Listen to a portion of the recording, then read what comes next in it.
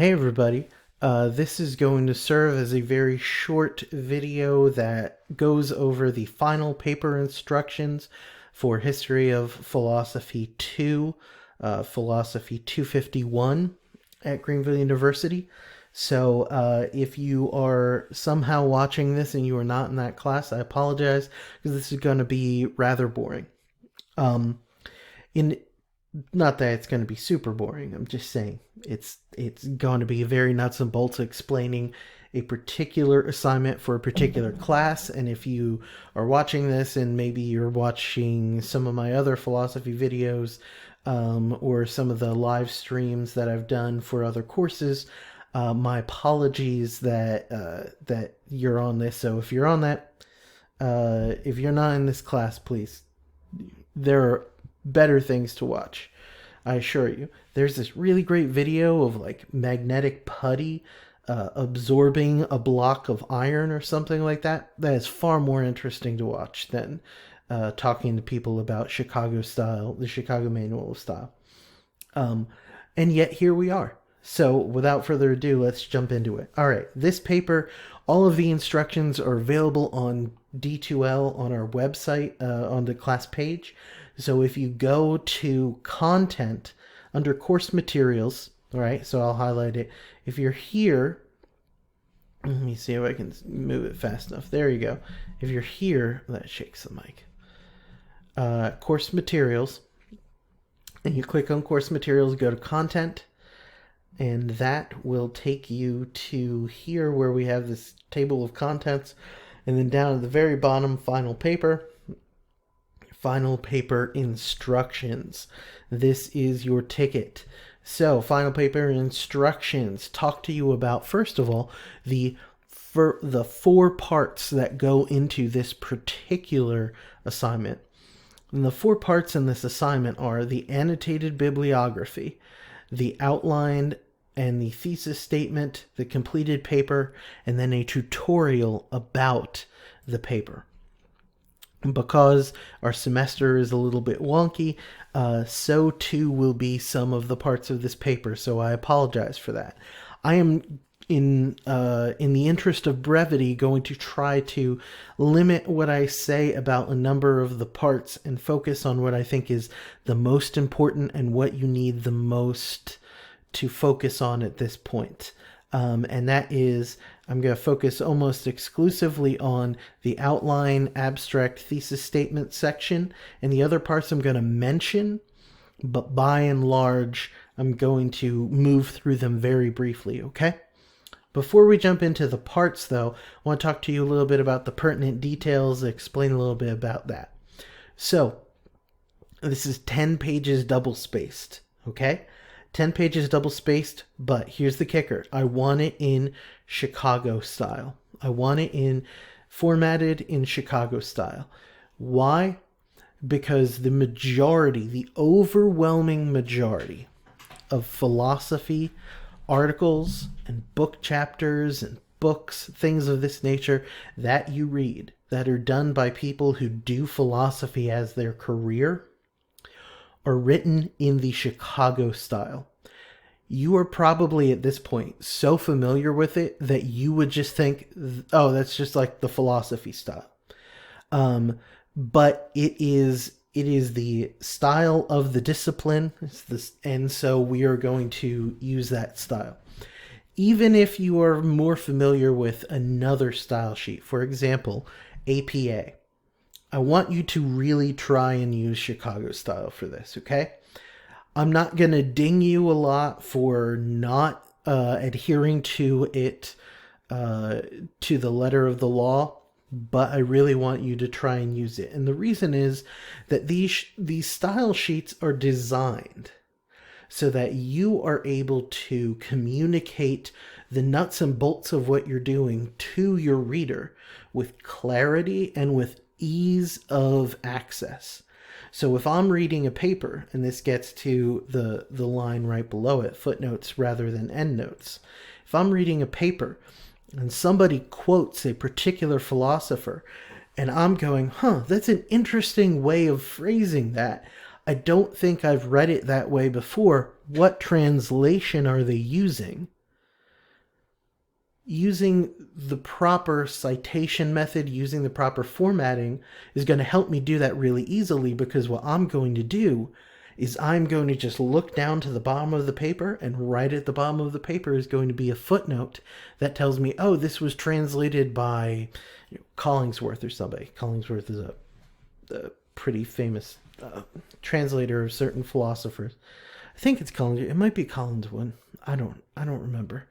I know there's a dude, at least one. There are many people, not just dudes, who translate a lot of works. So, cite them in a footnote. This next part I want to spend a little bit of time on because it has changed somewhat. Okay? Originally, I wanted you to use at least 3 books and 3 scholarly articles, right? Books meaning particular full book volume work on a philosopher. So let's say that you wanted to write about Nietzsche, okay? You want to write about Nietzsche. Awesome. Great. Good for you. But what I'm looking for is at least 3 books that are not, hey, here are essays by Nietzsche, or hey, here's just all of Nietzsche's poetry. I'm looking for a full book on Nietzsche. So it might be something like Deleuze's book on Nietzsche, which is very, very, very good. Or one of Heidegger's collections of lectures, which, depending how you feel about Heidegger, is either very good or very Heidegger. There's a joke that one person who's not even watching this video will get. So my apologies for a bad joke.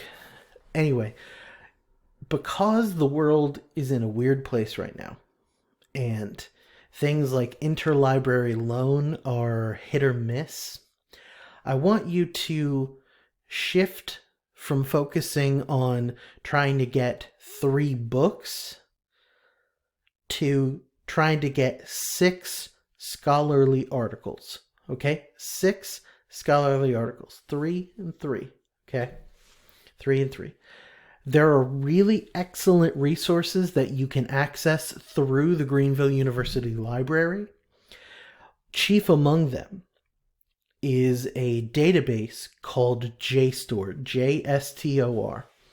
JSTOR is one of the finest collections of philosophy articles that you could find anywhere. And they have done a really good job of sort of collating all of these resources together, from the history of philosophy, from contemporary things. Maybe you're interested in a particular argument that you read in the comments on someone's like YouTube page or whatnot. Well, you can look up some keywords in JSTOR and find some contemporary articles, and maybe those contemporary articles will connect to interpretive articles about the history of philosophy and connect back to somebody that we talked about in our course.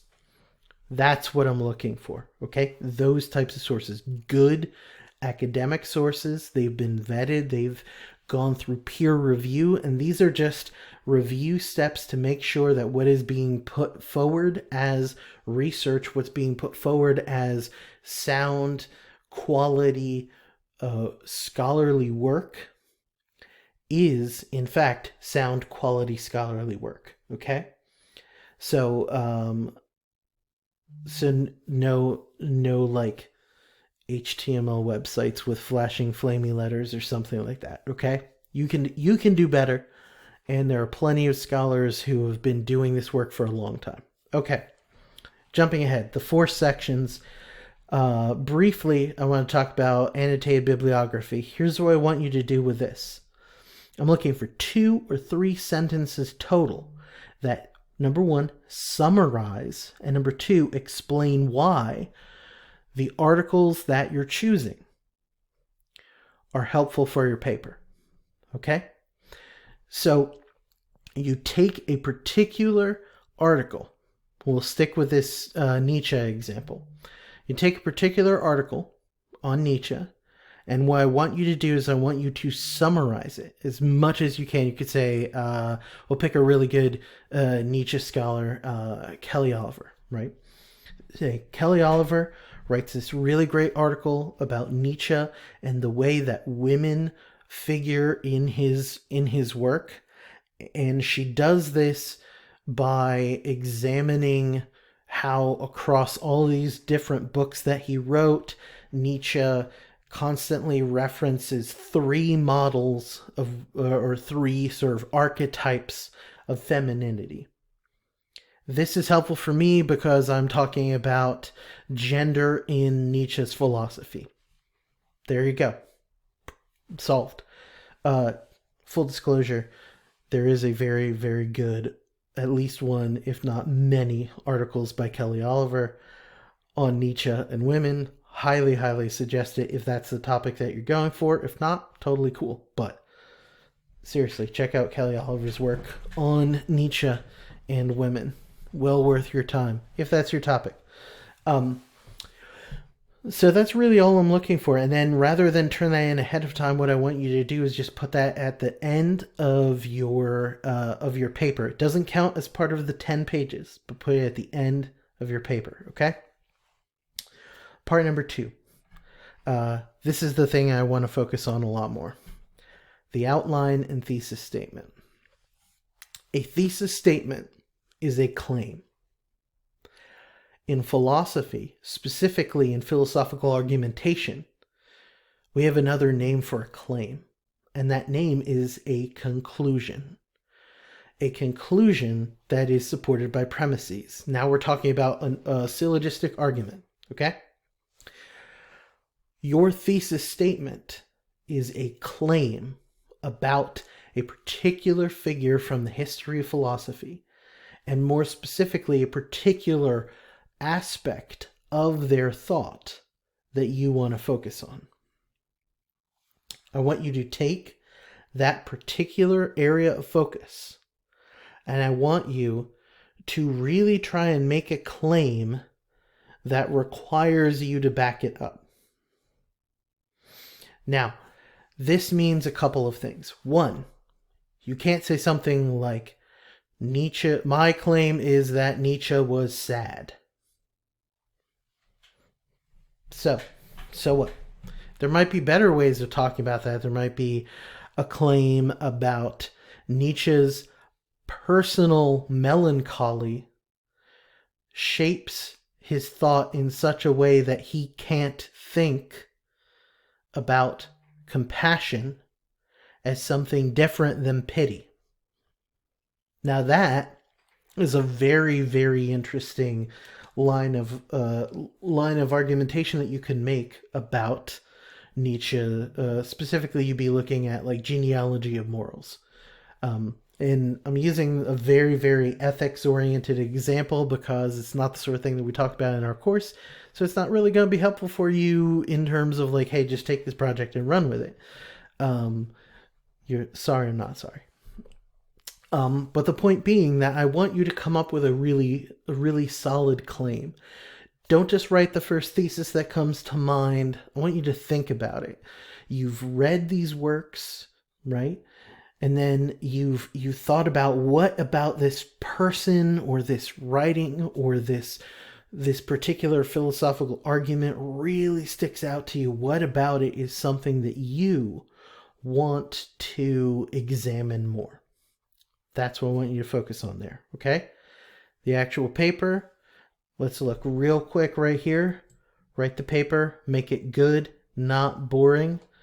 If you need more information, there is a sheet called How to Write a Philosophy Paper that is in D2L, and you can look at that. It is quite literally right below this